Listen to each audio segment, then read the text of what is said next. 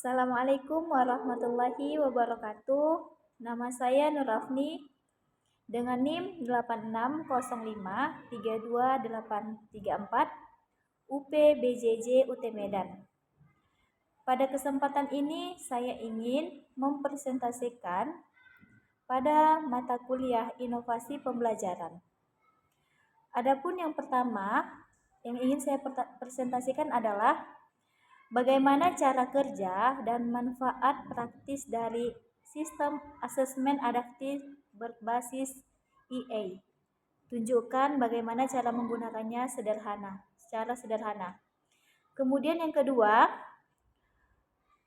apa contoh konkret tentang bagaimana hasil dari asesmen ini dapat membantu dosen dalam melakukan intervensi pembelajaran yang personal dan membantu mahasiswa dalam mengevaluasi kemajuan belajar mereka sendiri. Baiklah, yang pertama, kita harus mengetahui bagaimana cara kerja sistem asesmen adaptif berbasis EA.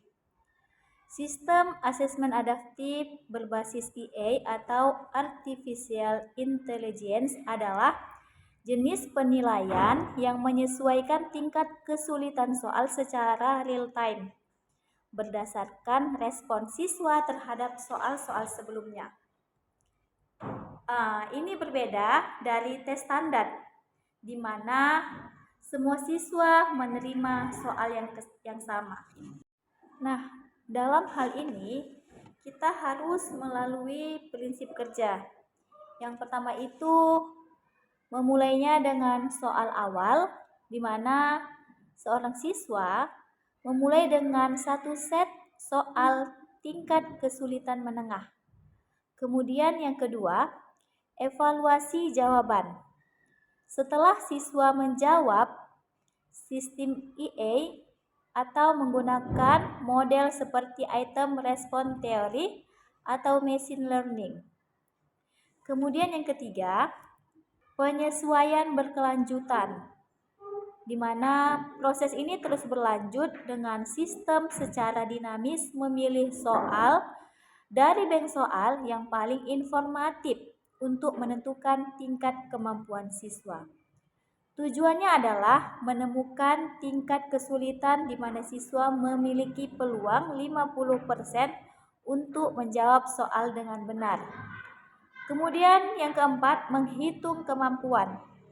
Setelah sejumlah soal, sistem EA dapat memprediksi tingkat kemampuan siswa secara lebih akurat dan efisien daripada tes standar, seringkali dengan menggunakan lebih sedikit soal.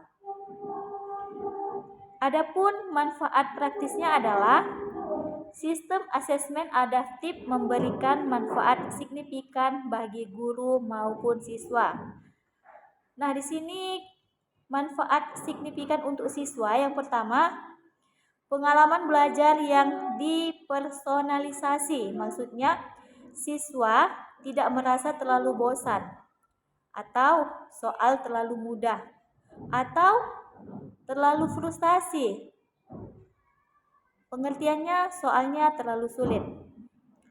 Karena tes selalu berada di zona perkembangan proksimal mereka. Kemudian manfaat praktis yang kedua untuk siswa, waktu pengerjaan yang efisien. Siswa yang sangat mahir dapat membuktikan kemampuannya lebih cepat.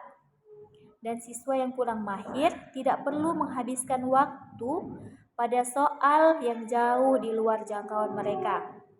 Kemudian yang ketiga, fokus pada pertumbuhan. Maksudnya adalah penekanan bergeser dari sekedar nilai ke pemahaman yang lebih dalam tentang area kekuatan dan kelemahan individu. Nah, di sini manfaat praktisnya untuk guru. Yang pertama, data kemampuan yang akurat. Guru mendapatkan data yang sangat presisi tentang tingkat kemampuan spesifik tentang siswa, bukan hanya nilai total. Kemudian yang kedua, diferensiasi instruksi. Data ini memungkinkan guru untuk mengelompokkan siswa berdasarkan kebutuhan belajar yang sebenarnya. Nah, untuk cara penggunaannya. Penggunaan sistem ini biasanya terjadi melalui platform atau perangkat lunak pendidikan khusus. Cara penggunaan yang pertama kita bagi terlebih dahulu untuk guru.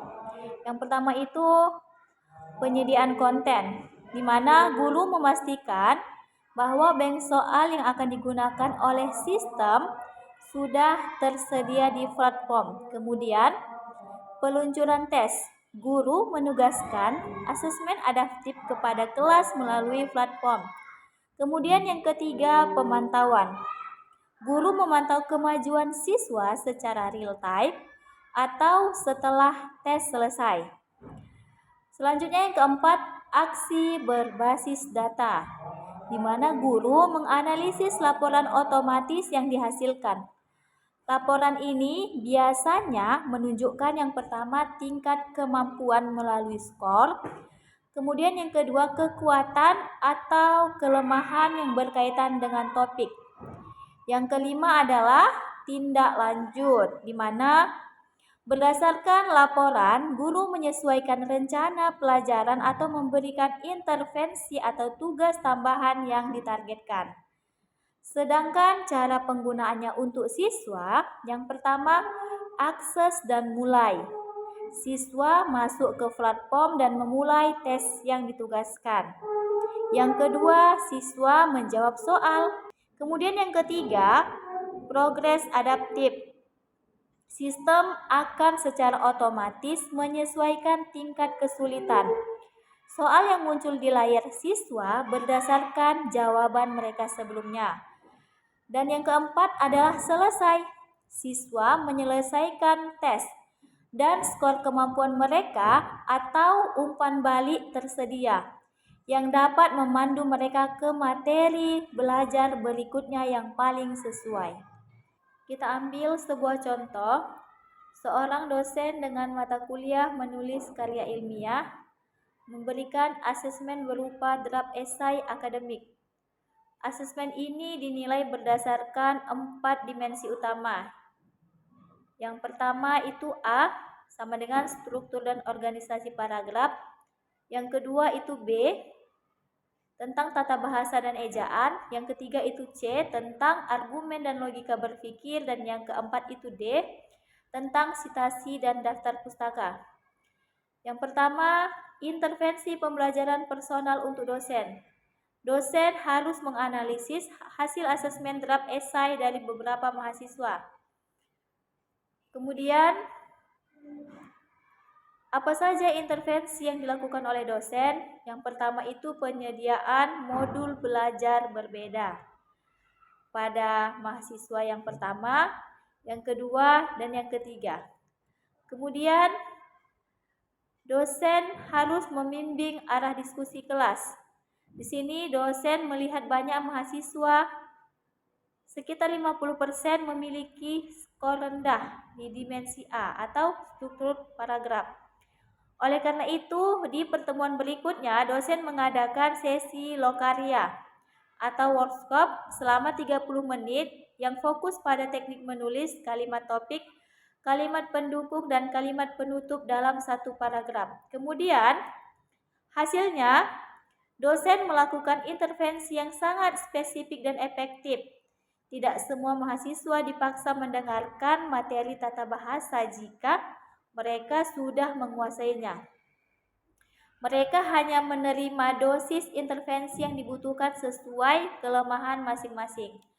Kemudian yang kedua, evaluasi kemajuan belajar mandiri untuk mahasiswa. Setiap mahasiswa menerima laporan asesmen yang terperinci, bukan hanya sekedar nilai akhir. Umpan balik terperinci untuk seorang mahasiswa. Kemudian, apa sih manfaat untuk mahasiswa? Yang pertama itu merupakan refleksi diri yang akurat.